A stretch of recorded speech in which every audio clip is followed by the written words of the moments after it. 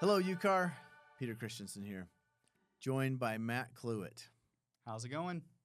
So I'm the CEO here at UCAR, and Matt is Government Affairs Director. Is that what we call you? Yeah, sure. Something along those lines. Okay. Yeah.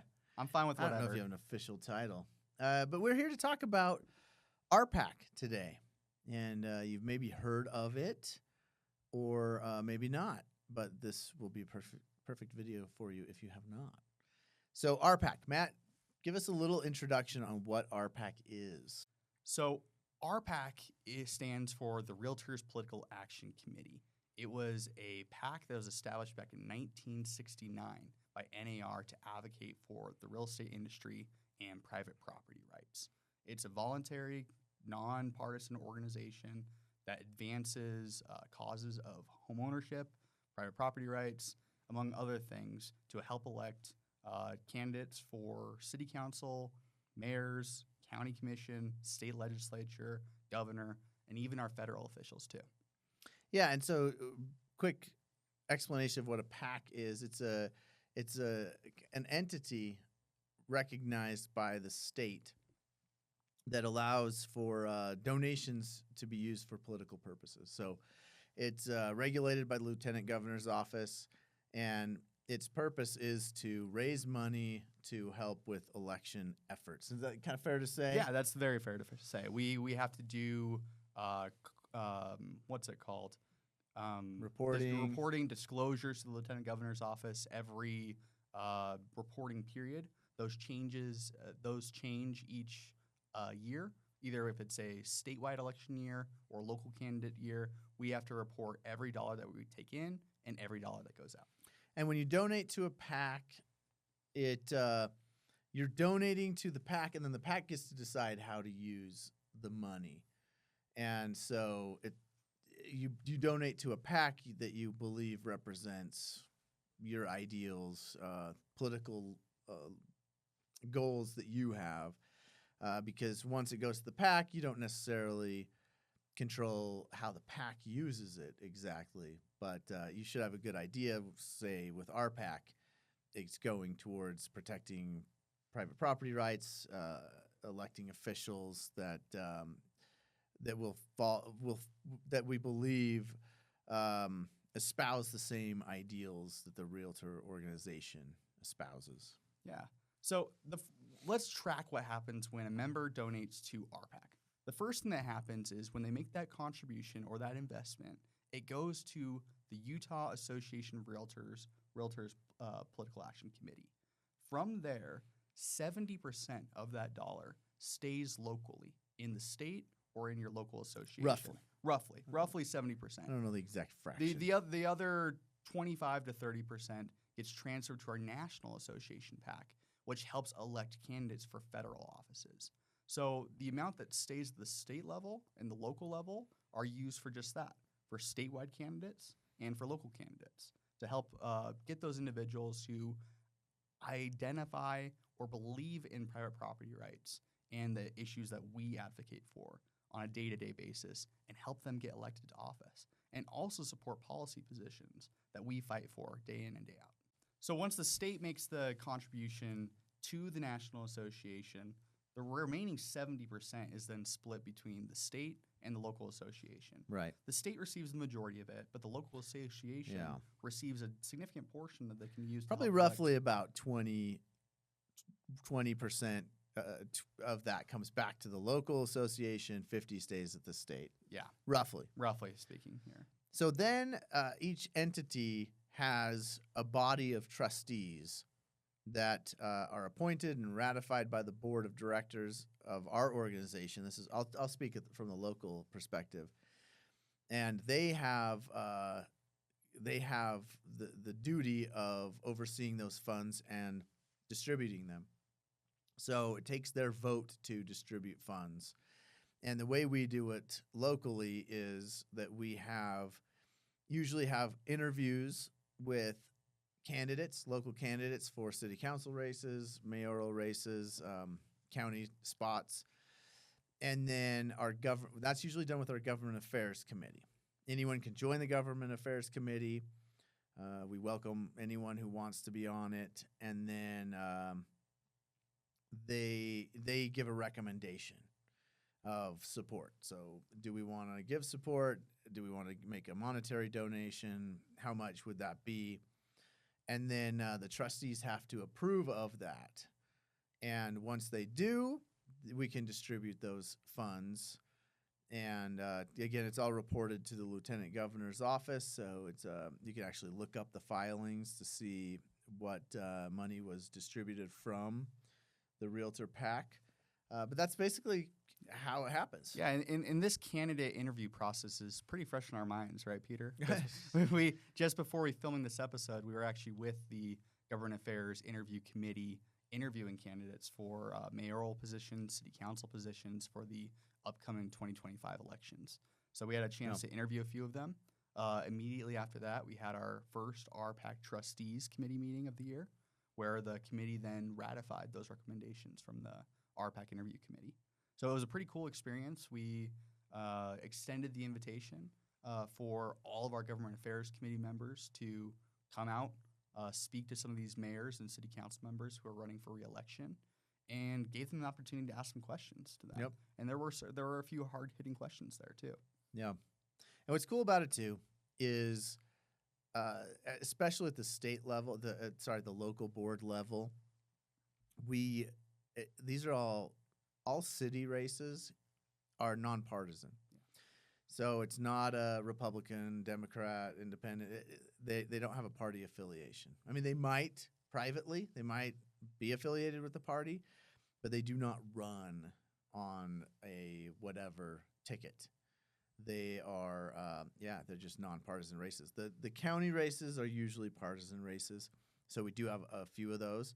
But even given that, Matt, what's roughly the ratio of, because that's a question that comes up a lot. Like, maybe I'm donating to the PAC, but I don't know if I agree with how they give out the money, and it feels like this maybe just all goes to the Republican Party. What's the reality of how that's split? Yeah, the reality of how the split occurs actually varies state by state, county by county, etc. But when you look at the aggregate of how much overall throughout the country and what the split is, it's pretty much 50-50. And it really does tend to sway whichever party is in control. Typically, more dollars goes to the party who is in control. For example, in Utah, the split leans a little bit more Republican. However, RPAC contributes generously to Democrats on the other side of the aisle in both the statewide elected races for some state legislative positions, as well as some county positions who are running too. Yeah. In Utah County specifically, though, Peter, speaking of our association, we, like Peter was saying, we contribute mainly to nonpartisan city council members and mayors throughout our county. Yep. The only partisan races that we contribute to typically are for county commission and for a few of the county-wide elected officials. Yeah. Yeah, and part of the reason for not having it align with parties is that's not what we're looking at when we look for potential candidates to donate to.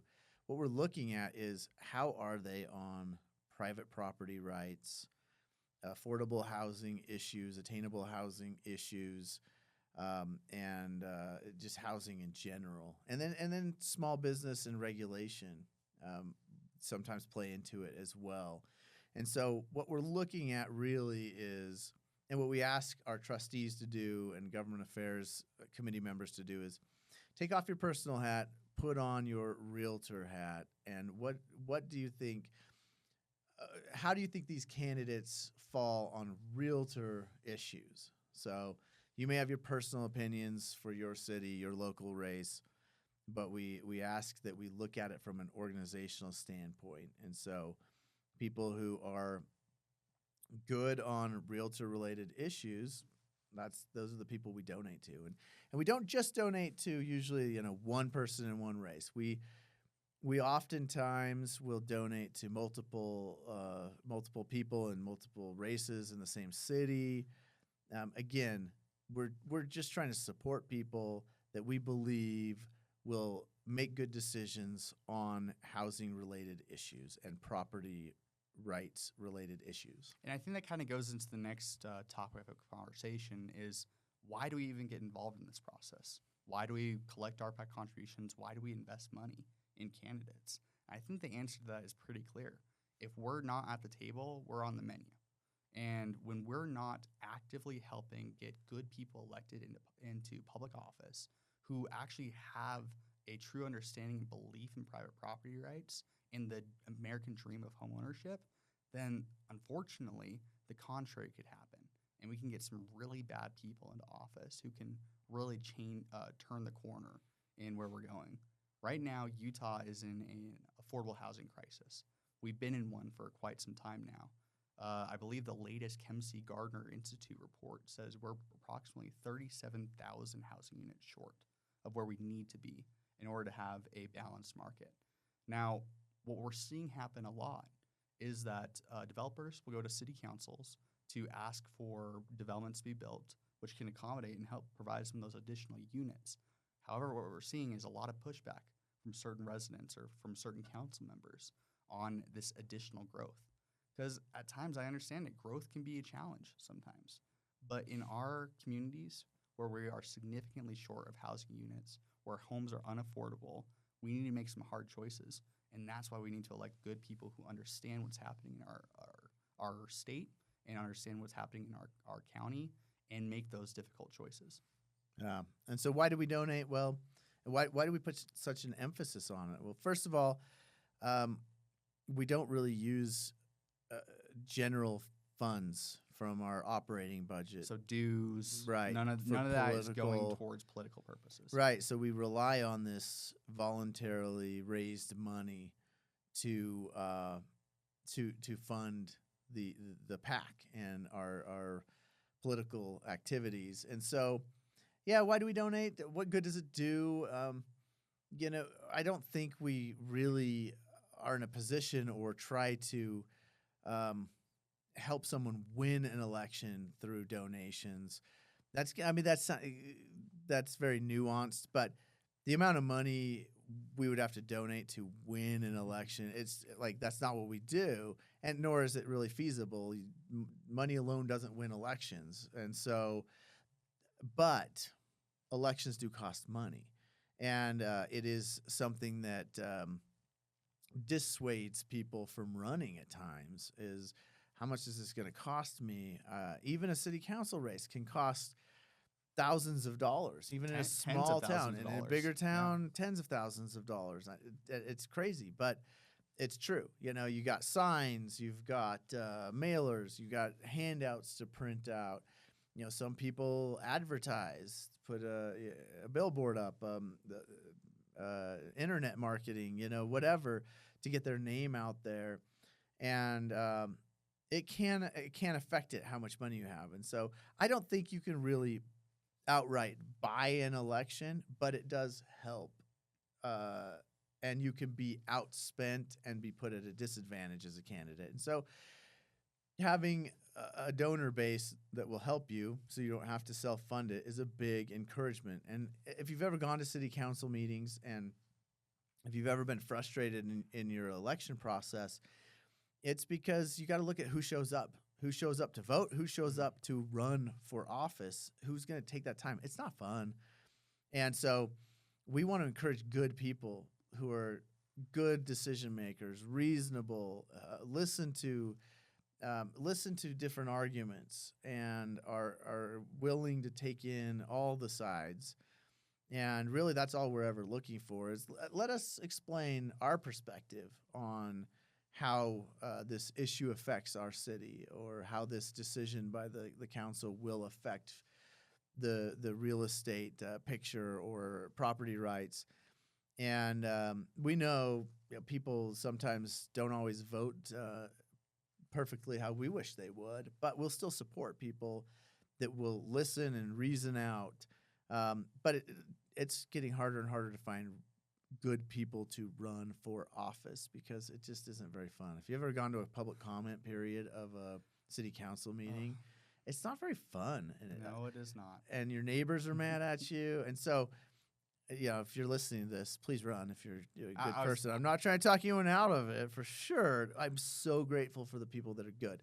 But that's what we do. We try to support. And one way we can do it is through helping fund their campaigns. So we'll give some money for a mailer, for whatever. They're put signs up in their neighborhood, have brownies at a town hall. That costs money. They're buying the donuts. They have to advertise to get it out there. They maybe are paying a campaign helper to run social media for them. Whatever it may be, but it does cost money, and so we're never buying votes. That's another thing. People, no, we're not, and there's never a string attached to our money.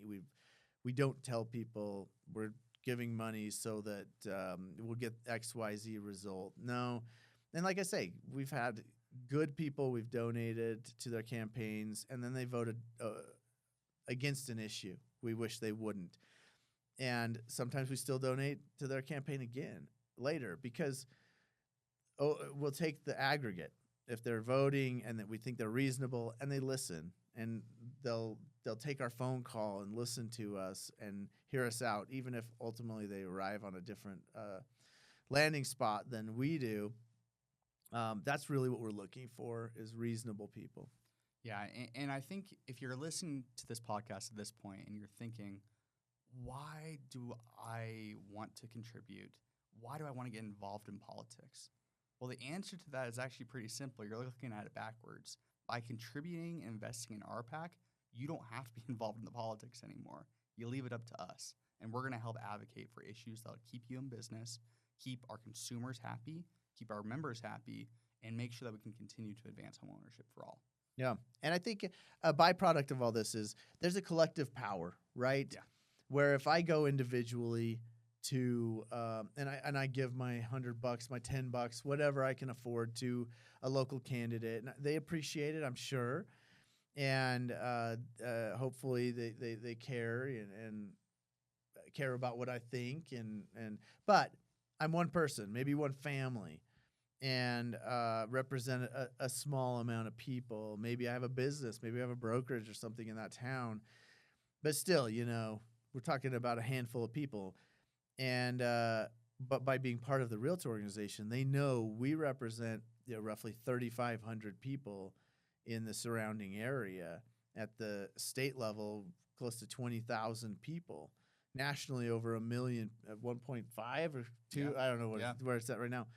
But there's a power in that collective. And I think by being a continual participant, and what does that mean? We're calling them saying, will you come talk to our organization about your campaign, about what your views are? And we're considering making a donation to your campaign. And so they come and talk to us, and word gets around. When somebody else runs, they ask somebody who's been elected and say, who should I talk to? How do I go about this? And they'll often say, give the realtors a call, because they know we care. They know we're involved. And so that trickles down to agenda items, where they'll sometimes reach out and say, hey, we know you guys care. We know you pay attention to politics. We know you care who's on the city council because you've donated to some of our campaigns. You're a participant. So we want to know what you think.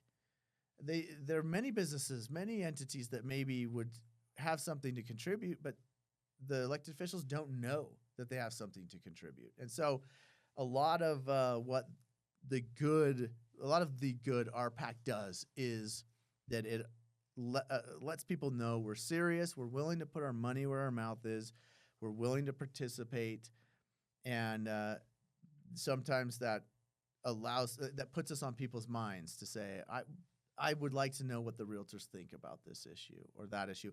And they know it's not one person. It's an organization that represents many voters, and that some people will turn to look for, hey, can you tell me who you guys are supporting in an election? Because we know you've done your homework. We know you pay attention, so we value your opinion. That's really kind of how it works and what it does. Yeah, and it's not just 3,500 members locally. It's 3,500 neighbors, friends, family members, all throughout the community who, awesome enough, our realtors are involved. They run for elected offices. They're involved in the PTA. They're involved in their community organizations. They want to do good in their community. And by having that membership base behind us, as Peter was saying, there's power in the collective there. And I think this kind of goes into one of the last points here that we should probably cover on this podcast is, let's say you are one of those individuals who wants to get involved a little bit more and wants to learn more about how this process works, meet your city council members, learn more about what RPAC is doing. I can think of a few ways to get involved, but what would you say, Peter, on if there's a member listening who wants to get involved in the RPAC process today? I'd say first thing, come join a government affairs meeting. There's really no commitment. We're not even going to check your membership. You're on the roster at the door.